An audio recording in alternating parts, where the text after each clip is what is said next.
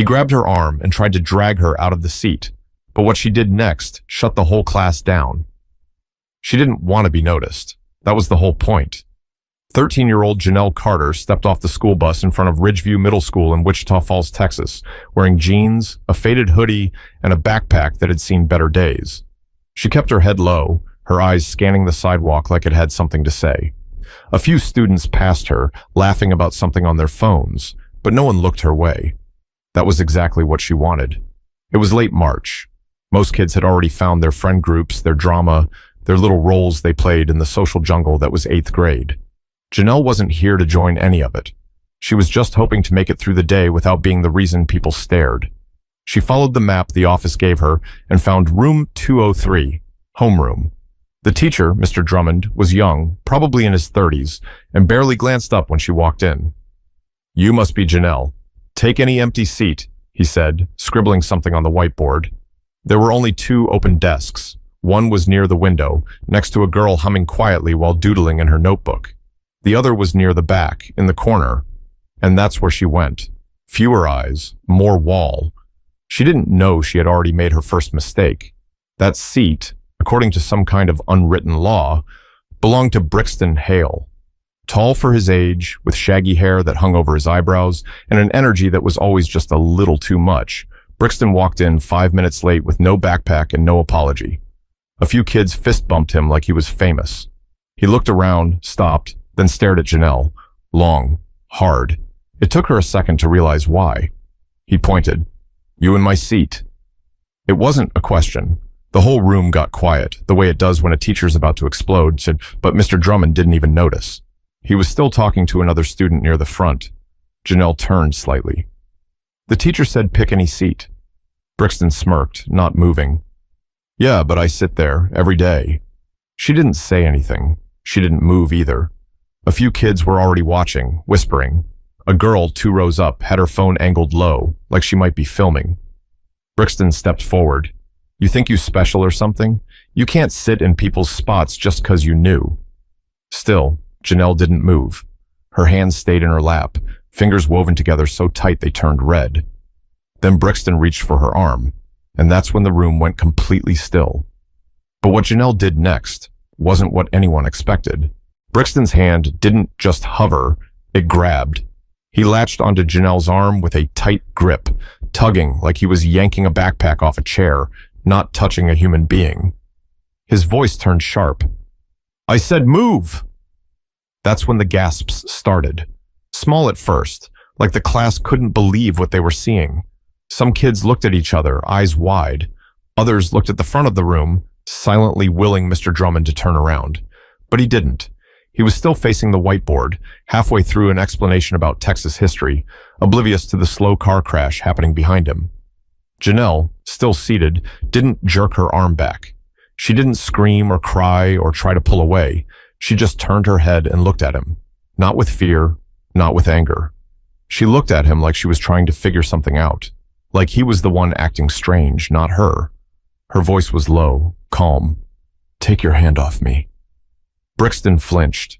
Just barely. He hadn't expected her to say anything, especially not like that. His mouth twitched like he was about to come back with something smart or cruel, but nothing came out. Then he yanked again. "I said..." Janelle stood up, slowly, without raising her voice, without pushing him. She stood with such control that it made the moment heavier, not lighter. He had to step back or else they would have been nose to nose. "Does acting like this usually work for you?" she asked, voice still level. Someone in the room let out a half laugh, half cough. Not because it was funny, but because it was awkward, cringy, surreal, like watching a fight in slow motion where the quiet kid somehow had the upper hand. "Miss Carter," Mr. Drummond's voice finally cut through the tension. He'd finally turned around and saw the 2 of them standing off in the back of the room. "What's going on?"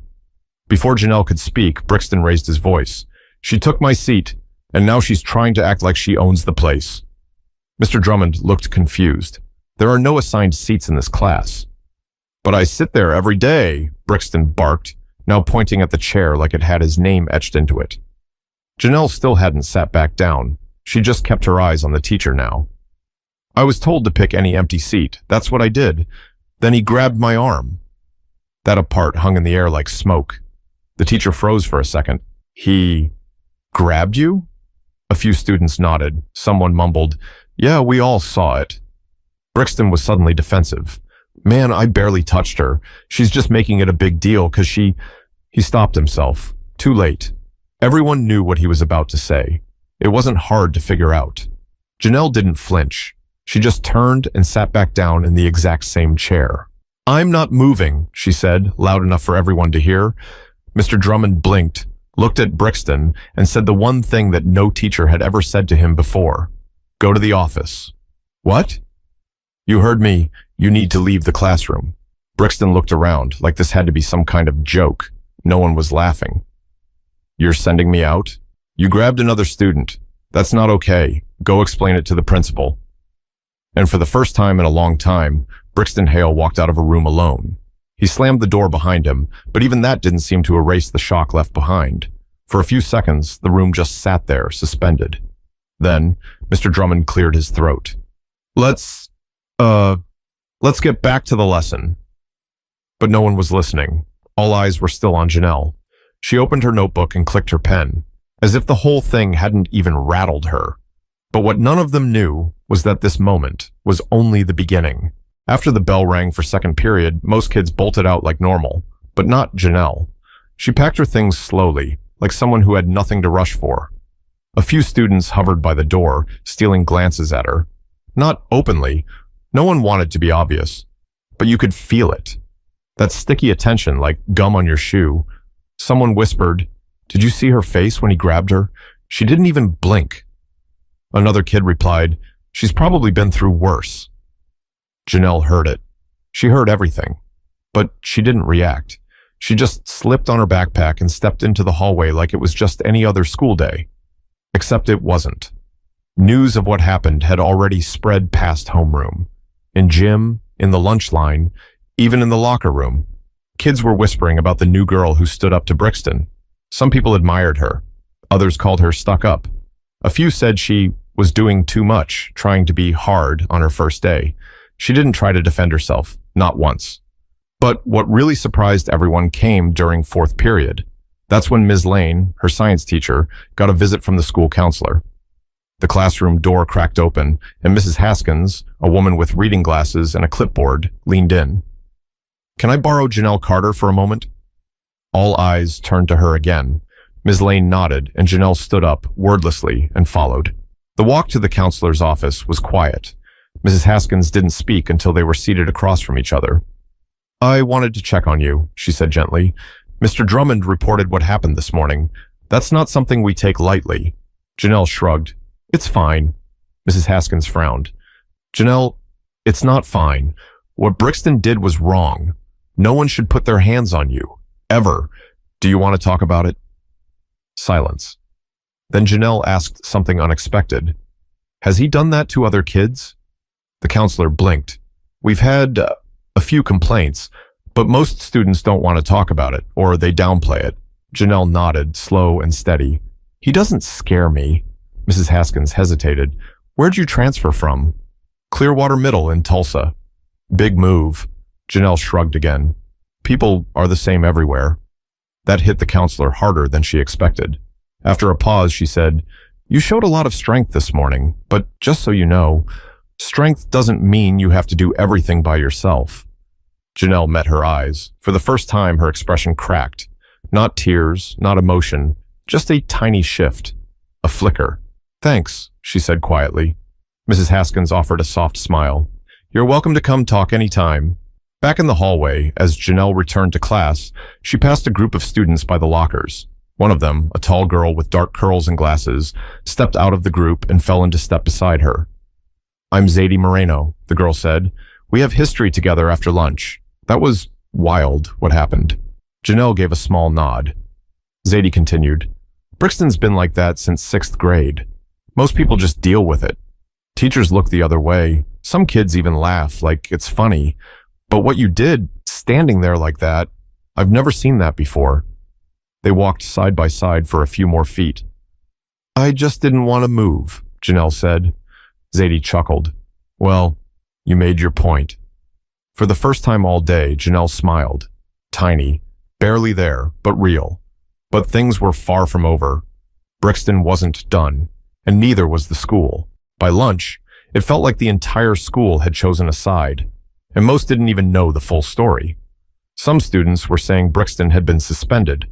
Others swore he was just in the principal's office, sweet-talking his way out of trouble like he always did. A few even blamed Janelle, accusing her of snitching and bringing drama. But what Janelle didn't know was that a teacher from another classroom, one who had seen the last few seconds of the confrontation through the door window, had filed a separate report. It wasn't just Mr. Drummond anymore. Brixton's behavior was officially under review. Meanwhile, in the cafeteria, Janelle grabbed a tray and scanned the room. Everything was loud, tables packed, people laughing and shouting over each other. It all felt like static. Then she saw Zadie. Zadie was sitting near the window with two other girls, both mid-bite when they noticed Janelle looking their way. Zadie gave a little wave, then motioned to the empty spot beside her. Janelle walked over. "You sure it's okay?" she asked. Zadie tilted her head. "You're the one who stared Brixton Hale in the face and didn't flinch. I think you'll survive our table." The other girls laughed. "This is Naomi, and that's Kelsey," Zadie said. "They've been here since kindergarten, so they know all the dirt." Naomi leaned in. "We heard you stood up to Brixton and made him shut up." "I didn't make him do anything," Janelle said, unwrapping her sandwich. "He made a choice. I made mine." Kelsey grinned. "That's cold." "It's called having boundaries," Zadie added. "More people should try it." The conversation drifted to other things, gym teachers, pop quizzes, and who might be dating who. But the mood was different now, lighter, safer. For the first time that day, Janelle didn't feel like a walking headline. But across campus, Brixton was pacing the small room outside the assistant principal's office, chewing the sleeve of his hoodie and muttering under his breath. "Can't believe this," he kept saying, "over a seat." Mr. Tilley, the assistant principal, finally opened the door. "Come in, Brixton." Inside, Brixton sat across from him and the school's behavior specialist, Ms. Dupree, a woman known for having zero tolerance for excuses. She got right to the point. "We've received 2 reports saying you grabbed a new student during class, that you tried to pull her out of a seat while yelling at her." "It wasn't like that," Brixton snapped. "She was being rude. She didn't care that I always sit there." Mr. Tilley raised an eyebrow. "That doesn't explain the physical part. Why did you grab her arm?" "I didn't grab her," Brixton lied. "I touched her sleeve. That's it." Ms. Dupree tapped her pen. "We've already watched the hallway camera footage from just before and after, and we have multiple student witnesses. Do you want to try again?" Brixton sank into the chair. "I didn't mean anything by it. I was just frustrated." "Do you think frustration makes it okay to put your hands on someone?" she asked. Silence. Mr. Tilley chimed in. "You've had 3 other incidents this year, Brixton. 1 more, and the district's going to push for alternate placement." Brixton looked up, eyes wide. "You mean like expulsion?" "No," Mr. Tilley said flatly, "but it's not far off. You need to think about how you treat people, especially students who are new, who don't know anyone, who are just trying to learn like the rest of you." Back in class, Mr. Drummond made an announcement before 7th period started. "I want to say something real quick," he said, setting down his coffee.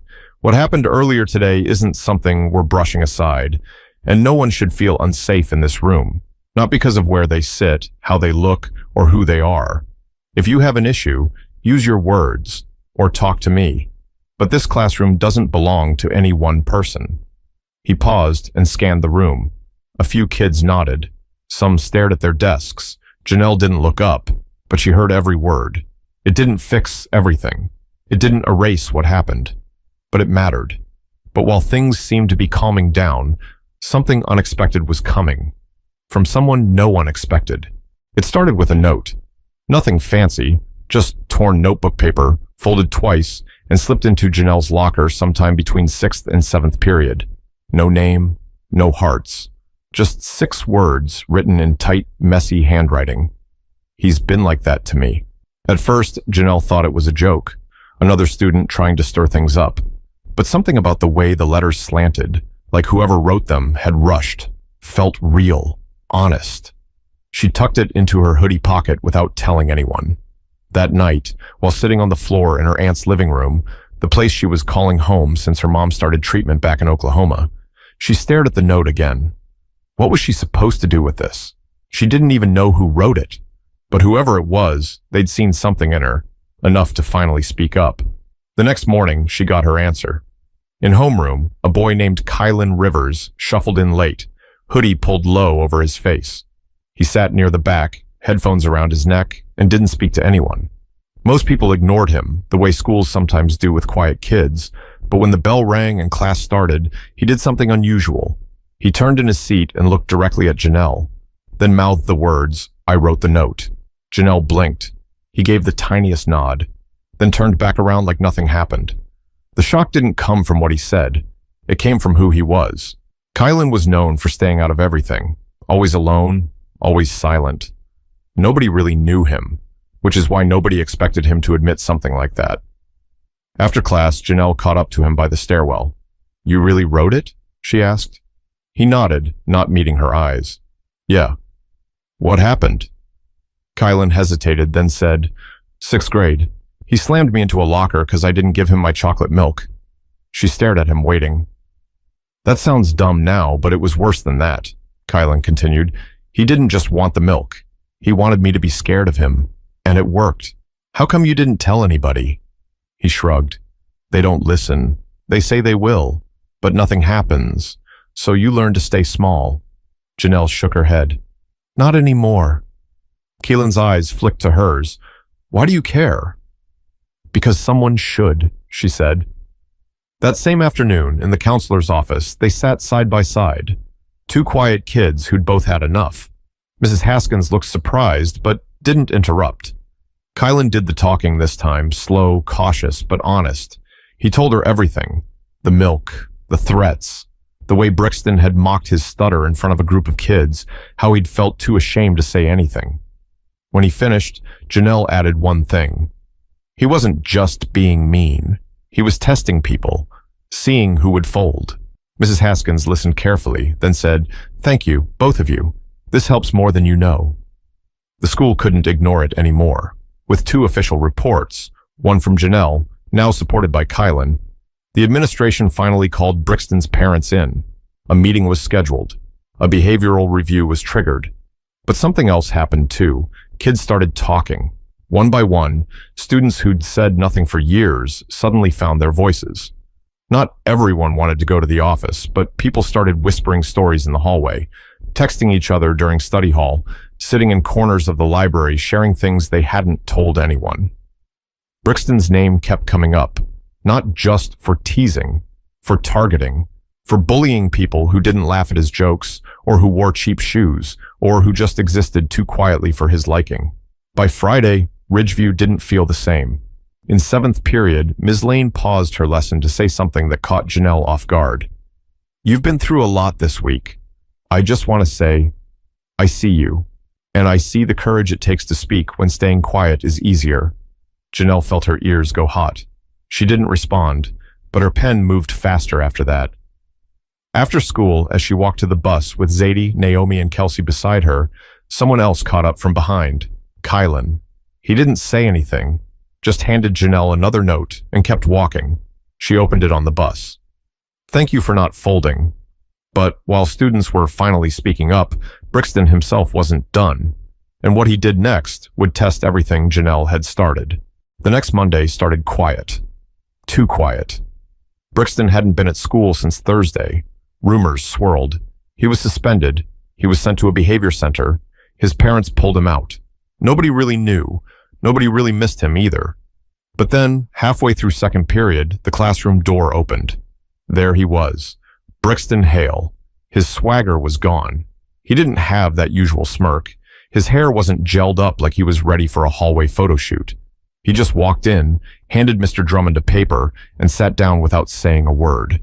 The whole room tensed. He didn't look at anyone, especially not Janelle. At lunch, Zadie leaned in close and whispered, "He's back. You okay?" Janelle nodded, but her stomach flipped. She wasn't scared exactly, but she wasn't relaxed either. She kept glancing over her shoulder the way you do when you've walked through fire once and know it still smells like smoke. Then, fourth period. Ms. Lane was going over a lab worksheet when a knock came at the door. Everyone turned. Mrs. Haskins stepped in. "Can I borrow Janelle for a few minutes?" A few students oohed softly. Miss Lane gave them a look, then nodded. Out in the hallway, Janelle followed the counselor down to the small conference room near the front office. She expected more questions, maybe a follow-up on her report, maybe something about Keelan. But instead, Brixton was already sitting there, and so were both their parents. Janelle froze. Mrs. Haskins gestured toward a chair. "No one's in trouble. I just want everyone to hear the same thing, in the same room." Janelle sat slowly. Her aunt, Rhonda Whitlow, gave her hand a quick squeeze. Across the table, Brixton looked up, then down again. He looked smaller. Mrs. Haskins started. "This isn't about punishment. It's about ownership and healing. Brixton asked to say something to you directly, Janelle, if you're willing to listen." Janelle nodded once, but her face stayed hard. Brixton cleared his throat, eyes still low. "I don't really know how to say this. I messed up. I know that." Silence. "I thought if I acted a certain way, people wouldn't mess with me, so I messed with them first. I didn't think about what it felt like. I didn't care." Still no response from Janelle. "I'm sorry," he said, "for grabbing you, for making you feel like you didn't belong. That was wrong." Rhonda leaned back slightly. Her face was unreadable, arms crossed. Mrs. Haskins turned to Janelle. "You don't have to respond, but if you want to, this is your space too." Janelle took a breath, then another. She turned to Brixton, her voice steady. "You didn't just grab me. You tried to control me. You wanted to embarrass me. And if I had let it happen, you'd be doing it to someone else right now." Brixton blinked, but didn't speak. "I accept your apology," Janelle said, "but that doesn't mean we're good. You have work to do." He nodded slowly. "I know." Mrs. Haskins gave a small, relieved smile. "That's more than I expected from either of you. Thank you." Afterward, in the hallway, Janelle and her aunt walked toward the exit. Rhonda looked over and said, "You didn't have to say anything in there, you know." "I know," Janelle said, "but I wanted to." "Why?" Janelle shrugged. "Because people were watching. Not just him. Everybody." That night, she opened her school email. There were 3 new messages. One from a student named Mira Barlow saying, "I never told anyone what he said to me. You made me feel like I could." One from Mr. Drummond, who wrote, "You reminded me today why I started teaching in the first place." And one from Keelan. All it said was, "Some people break things. You fix them." The next morning, Janelle sat down in that same seat, back at the class, by the wall, like it had always been hers. Brixton walked in late again, but this time, he took a different seat, quietly. He didn't look her way. He didn't need to. Because sometimes the loudest thing you can say is nothing. And just like that, the class moved forward. Maybe the whole school did too. Not because of a punishment, but because one girl decided she wouldn't move for anyone who didn't respect her. Sometimes courage looks like standing. Sometimes it looks like staying seated. But always, it looks like refusing to be small when someone tries to shrink you. If you felt something in this story, share it. You never know who might need to hear it. And if you are Janelle, quiet, steady, strong, don't ever let anyone push you out of your seat.